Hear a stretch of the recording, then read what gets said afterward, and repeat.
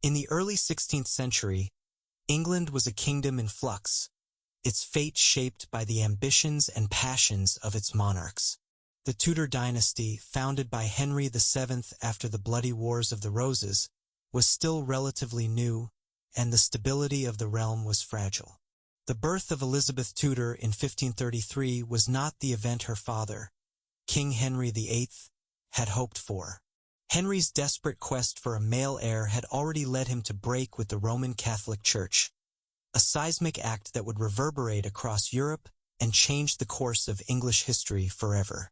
Before we delve into these overlooked tales of endurance and pain, if you find yourself drawn to the hidden corners of history, please consider liking this video and subscribing for more stories like this.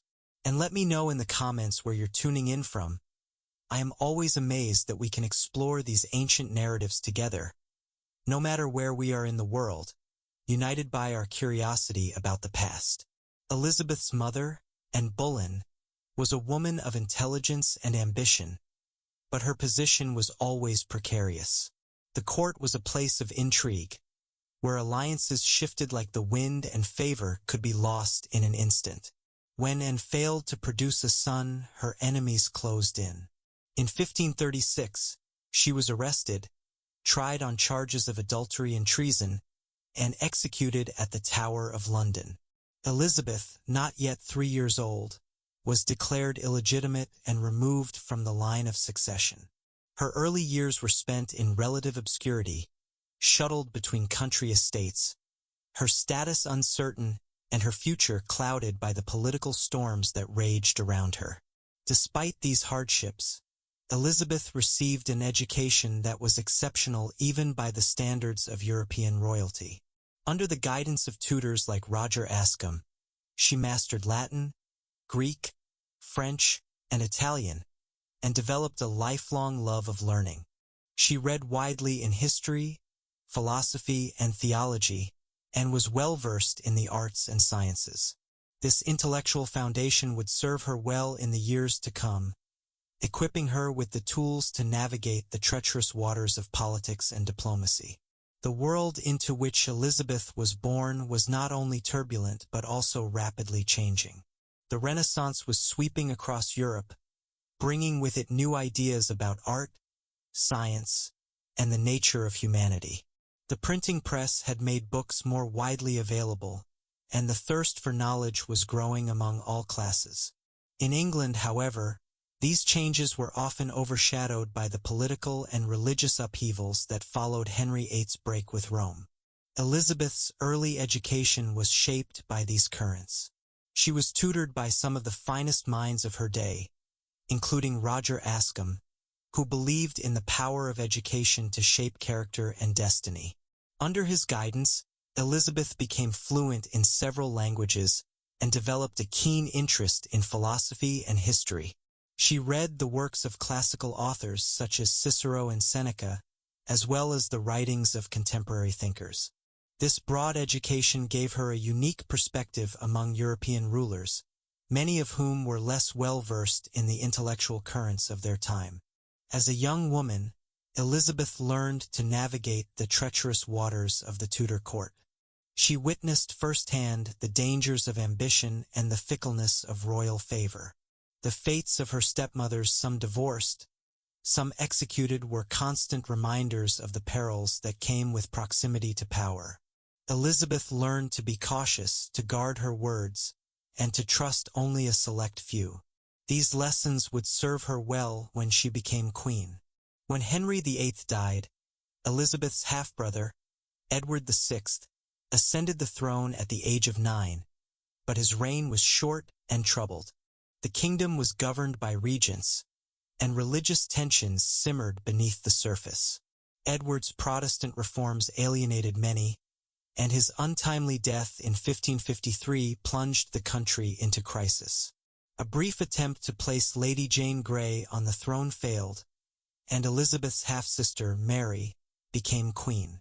Mary I, known to history as Bloody Mary, was determined to restore Catholicism in England. Her reign was marked by religious persecution, as hundreds of Protestants were burned at the stake. Elizabeth, as the daughter of Anne Boleyn and a symbol of the Protestant cause, was viewed with suspicion. In 1554, she was arrested and imprisoned in the Tower of London, accused of involvement in Wyatt's Rebellion, a Protestant uprising against Mary's rule. For 2 months, Elizabeth lived under the shadow of the executioner's axe, her fate hanging in the balance. Ultimately, there was not enough evidence to convict her, and she was released, but her movements were closely monitored, and she remained under house arrest for much of Mary's reign. The death of Mary in 1558 marked a turning point not only for Elizabeth but for the entire nation. At the age of 25, Elizabeth became queen, inheriting a kingdom divided by religion, weakened by war, and threatened by powerful enemies abroad. The challenges she faced were immense. The treasury was empty, the navy was in disrepair, and the country was surrounded by hostile Catholic powers, including Spain and France. Many doubted that a young, unmarried woman could hold the throne, let alone restore England's fortunes. Elizabeth's response was both pragmatic and visionary. She understood that the stability of her reign depended on finding a middle way between the extremes of Catholicism and Protestantism. The Elizabethan religious settlement, enacted in 1559, established the Church of England as a Protestant church with some elements of Catholic ritual, a compromise that allowed most of her subjects to find a place within the new order. This policy of moderation helped to defuse religious tensions and laid the foundation for a period of relative peace and stability. Elizabeth was also a shrewd judge of character, and she surrounded herself with capable and loyal advisors. William Cecil, later Lord Burleigh, became her chief minister and the architect of much of her domestic and foreign policy. Francis Walsingham, her spymaster, built an extensive network of informants and agents that helped to protect the Queen from plots and assassination attempts. Robert Dudley, Earl of Leicester, was a close friend and confidant, and his loyalty to Elizabeth was unwavering, though their relationship was the subject of much gossip and speculation. The Queen's court was a microcosm of the broader changes taking place in English society. It was a place of dazzling splendor, where courtiers vied for favor and artists, musicians, and writers found patronage. The court was also a center of political intrigue, where alliances were formed and broken, and where the Queen's favor could make or break a career. Elizabeth presided over this world with a keen sense of theater, using her presence and personality to command loyalty and respect. One of the most remarkable aspects of Elizabeth's reign was her ability to maintain her authority in a male-dominated world. In an age when women were expected to be subservient to men, Elizabeth asserted her right to rule in her own name. She skillfully used the language of monarchy to reinforce her legitimacy, presenting herself as both a mother to her people and a warrior queen. Her famous speech at Tilbury, delivered as the Spanish Armada threatened England, captured the imagination of her subjects and became a defining moment of her reign. The question of marriage was a constant theme throughout Elizabeth's reign. As the last Tudor heir, she was under immense pressure to marry and produce an heir to secure the succession. Suitors from across Europe sought her hand, including Philip II of Spain, Archduke Charles of Austria, and the French Duke of Anjou. Elizabeth skillfully used these negotiations to her advantage, playing one suitor against another and using the prospect of marriage as a diplomatic tool. Ultimately, she chose to remain single, declaring herself married to her kingdom and earning the title of the Virgin Queen. This decision allowed her to maintain her independence and authority, but it also meant that the question of succession would haunt her final years. The international context of Elizabeth's reign was shaped by the rivalry between the great powers of Europe. Spain, under Philip II, was the dominant Catholic power, its wealth fueled by the riches of the Americas. France, though often distracted by internal religious wars, was a constant threat on England's southern border. The Holy Roman Empire, a patchwork of states in Central Europe, was another center of Catholic power. Against these formidable rivals, England was a relatively small and isolated kingdom, but Elizabeth's skillful diplomacy kept her enemies divided and her allies close. One of the most significant threats to Elizabeth's rule came from within her own family. Mary, Queen of Scots, was a Catholic cousin with a strong claim to the English throne. After being forced to abdicate in Scotland, Mary sought refuge in England, where she became the focus of numerous Catholic plots to depose Elizabeth. For nearly 20 years, Mary was held under house arrest, her presence a constant source of anxiety for the Queen and her advisors. The discovery of the Babington Plot in 1586, a conspiracy to assassinate Elizabeth and place Mary on the throne, forced Elizabeth to make a fateful decision. Reluctantly, she signed Mary's death warrant, and the former queen was executed in 1587. The execution of Mary, Queen of Scots, sent shockwaves across Europe and provided Philip II of Spain with a pretext to launch an invasion of England. The Spanish Armada of 1588 was one of the defining moments of Elizabeth's reign. Philip assembled a massive fleet, intending to transport an army from the Netherlands to invade England and restore Catholic rule. The English navy, though smaller and less well-equipped, was led by experienced commanders like Sir Francis Drake and Lord Howard of Effingham. Utilizing faster, more maneuverable ships and innovative tactics, the English harried the Armada as it sailed up the Channel. A combination of fierce resistance, poor planning, and violent storms scattered the Spanish fleet, and only a fraction of the ships returned home. The defeat of the Armada was celebrated as a miraculous deliverance and cemented Elizabeth's reputation as a national heroine. The victory over Spain marked the beginning of a new era for England. Freed from the immediate threat of invasion, the country entered a period of cultural and economic flourishing known as the Elizabethan Age. The Queen's court became a center of art, music, and literature, attracting poets, playwrights, and scholars from across the land. William Shakespeare, Christopher Marlowe, Ben Jonson, and Edmund Spenser produced works that would define English literature for centuries to come. The theater became a popular form of entertainment, drawing audiences from all walks of life. Music, too, thrived, with composers such as William Byrd and Thomas Tallis producing works that are still performed today. Elizabeth's reign also saw the beginnings of English exploration and expansion overseas. Inspired by the voyages of Spanish and Portuguese explorers, English adventurers set out to seek their fortunes in the New World. Sir Francis Drake became the first Englishman to circumnavigate the globe, while Sir Walter Raleigh attempted to establish a colony in Virginia, named in honor of the Virgin Queen. Though these early efforts met with mixed success, they laid the groundwork for the later expansion of the British Empire. The granting of charters to companies such as the Muscovy Company, the Levant Company, and the East India Company opened new markets and established English presence in distant lands. The voyages of explorers like Sir Francis Drake, Sir Walter Raleigh, and Sir Humphrey Gilbert expanded England's horizons and brought back tales of exotic lands and untold riches. Though many of these early ventures were fraught with danger and uncertainty, they set the stage for the later expansion of English influence around the globe. The Queen's image was carefully cultivated to reinforce her authority and mystique. Portraits depicted her as ageless and majestic, adorned with jewels and elaborate gowns. She was often shown holding symbols of power, such as the orb and scepter, or standing on maps of the world, emphasizing her role as a global monarch.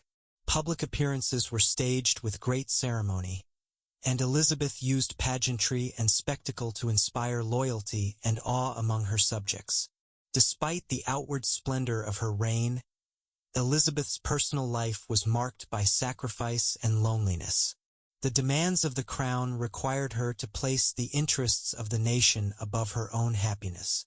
She formed close bonds with a small circle of trusted advisors and friends, but the pressures of leadership often forced her to make difficult and painful decisions. The deaths of William Cecil and Robert Dudley were particularly hard for her to bear, and in her later years, she became increasingly isolated. The loss of her youth and beauty, which had been so carefully cultivated as part of her public image, was a source of sorrow, and she struggled with the loneliness that came with her position. As Elizabeth grew older, the question of succession became ever more pressing. With no direct heir, the future of the Tudor dynasty was uncertain. The Queen's refusal to name a successor was a source of anxiety for her advisors and subjects, but she believed that doing so would undermine her authority and invite intrigue. In the end, the crown passed peacefully to James VI of Scotland, the son of Mary, Queen of Scots, who became James I of England and united the crowns of England and Scotland. Elizabeth's death in 1603 marked the end of an era, but her legacy endured. The institutions and traditions she helped to establish continued to shape English society for generations. The Church of England, the Royal Navy, and the tradition of parliamentary government all owe much to her reign. The cultural achievements of the Elizabethan age continue to be celebrated and studied, and the spirit of innovation and exploration that she encouraged lives on in the modern world. The story of Elizabeth I is a story of resilience, vision, and the power of leadership. She overcame extraordinary obstacles to become one of the most successful and beloved monarchs in English history. Her life was a testament to the importance of education, the value of wise counsel, and the courage to defy expectations. She proved that greatness is not a matter of birth or circumstance, but of character and determination. Elizabeth's example inspired generations of women and men to believe in their own potential and to strive for greatness, regardless of the circumstances of their birth. Her reign challenged the traditional roles of women in society and demonstrated that a woman could rule with wisdom, strength, and compassion. She became a symbol of female empowerment, and her legacy continues to resonate in the modern world. The impact of Elizabeth's reign extended far beyond the borders of England.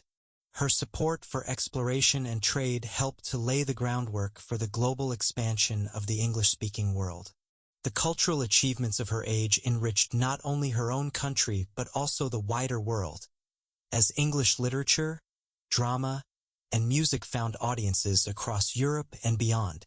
Elizabeth's story is also a reminder of the complexities and contradictions of leadership. She was capable of great mercy and great ruthlessness, of inspiring loyalty and provoking fear. She navigated the treacherous politics of her time with skill and cunning, but she was also capable of deep emotion and personal sacrifice. Her reign was marked by both triumph and tragedy, by moments of glory and moments of doubt. In the centuries since her death, Elizabeth I has remained a figure of fascination and admiration. Her life has been the subject of countless books, plays, films, and works of art.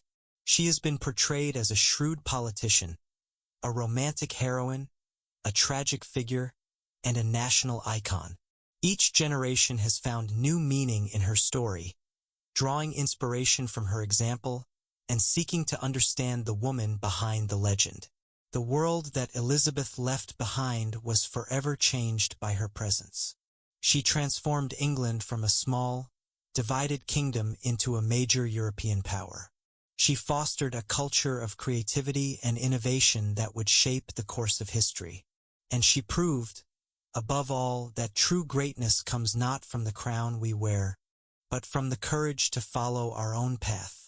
As we remember Queen Elizabeth I, we honor not just a monarch, but a visionary, a trailblazer, and a beacon of hope. Her story is a reminder that, no matter the obstacles we face, we have the power to shape our own destiny and leave a legacy that endures. The Lioness of England remains a symbol of what is possible when we refuse to be defined by our circumstances and instead choose to define ourselves by our actions. Her life is a testament to the enduring power of vision, determination, and the unbreakable human spirit. Elizabeth's reign was not without its critics, both in her own time and in the centuries that followed. Some have argued that her policies were too cautious, that she missed opportunities for greater reform or expansion. Others have pointed to the harsh treatment of Catholics and dissenters, or the brutal suppression of rebellion in Ireland. Yet, even her critics have acknowledged the extraordinary challenges she faced and the skill with which she navigated them. The Elizabethan age was a time of great change, not only in England but across Europe and the wider world. The Protestant Reformation had shattered the old order, and new ideas about religion, government, and society were taking root. The rise of powerful nation-states, the expansion of trade and exploration, and the beginnings of the scientific revolution were all part of the world that Elizabeth helped to shape.